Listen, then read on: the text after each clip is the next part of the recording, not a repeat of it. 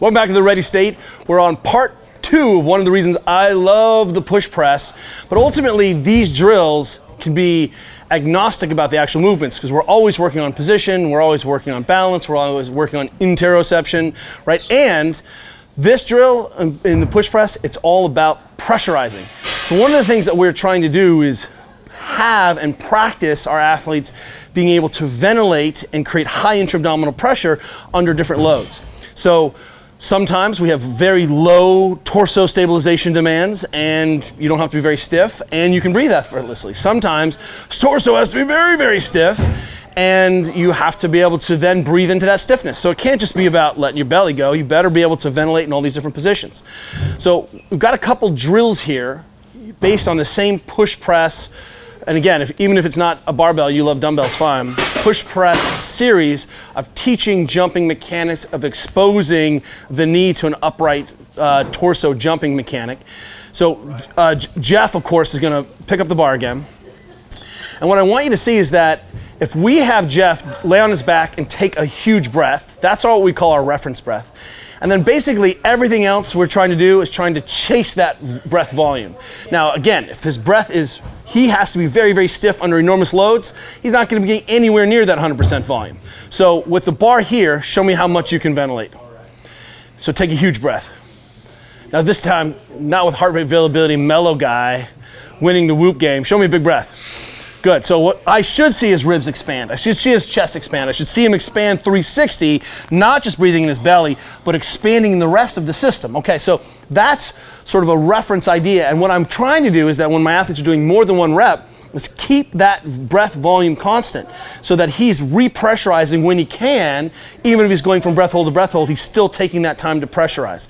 So sometimes people get confused about, hey, how do I integrate this breathing practice into my lifting? So now he's back in that front rack and he's about to dip and drive. And if we do a triple here, I'm just gonna say push press triple, that's what he's doing, so he's not gonna pause. But what I should see each time in between is an opportunity to repressurize and practice pressurizing when there's load. And so we'll imagine that, what's like 400 is your push press? 450, something like that? Okay, so show us that pressure, right? I should see expanding. And what I love what the Chinese say is that you've got to breathe into the chest. You can't just breathe into the belly. You've got to keep the belly small and expand the rest of the way. And what we're saying here is, hey, look, if he lets that belly go, let it go, he loses all spinal integration. So it's not about trying to teach him to be appropriately stiff. His body will be stiff enough to handle the load that then he'll be able to modulate, being able to pressurize and breathe simultaneously. So it's not something I teach, but I do put him under load and make him breathe. So now show us a push press, pressurize, push press, very nice, reset completely, and then take a big breath here. He's got to repressurize here. So what I'm looking for as a coach, of course, is foot mechanics, is he balancing, but I'm also keeping an eye out or an ear out, is he able to reclaim that same intra-abdominal pressure, or is the first one great and the third and fourth and fifth ones are terrible? Because normally it's not one rep max push press around here. It's 3s and 5s, and we love push press and we love going overhead. So now, from the top, if he's doing these cycle that we talked about before, so go ahead and press it overhead, right now, he may have to be able to pressurize here, which completely different skill. Arms are overhead. It's a lot more difficult to probably take a breath here. So pressurize here, and then jump back up to that position, right? So you're linking, pressurize again.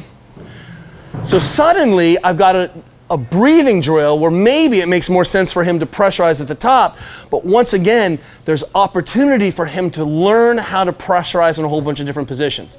Especially since you can probably only hold your breath 4 to 6 seconds, so I put him in that front rack, have him dip, pause, we're doing concentric drives. If I keep him here, show me you can pressurize in this position. Oh, that's tricky, right? Can he breathe in these different shapes? So clearly, always about safety, but getting my athletes comfortable with managing stiffness. And sometimes I think this is the mechanism and the beauty of things like tempo, is that I go slow enough where I'm actually forcing my athletes to be able to ventilate effectively, force them to ventilate, and be time under tension where the demands are high. So maybe tempo magic is really just a secret breathing drill with heavy weights, maybe. But more importantly, understand what you're seeing, that we're trying to teach our athletes to be able to modulate pressure accordingly and be able to pressurize accordingly. And if we just focus on pressurizing, we'll get it. As a coach, I can put my hands on him, I can cue him, but I'm listening for that same volume, and more importantly, my athletes know that they're chasing back that maximal volume each time. And sometimes we'll get it, sometimes you'll get behind, sometimes it's a crappy breath, and you'll know it because you'll have a bad rep. See you guys tomorrow.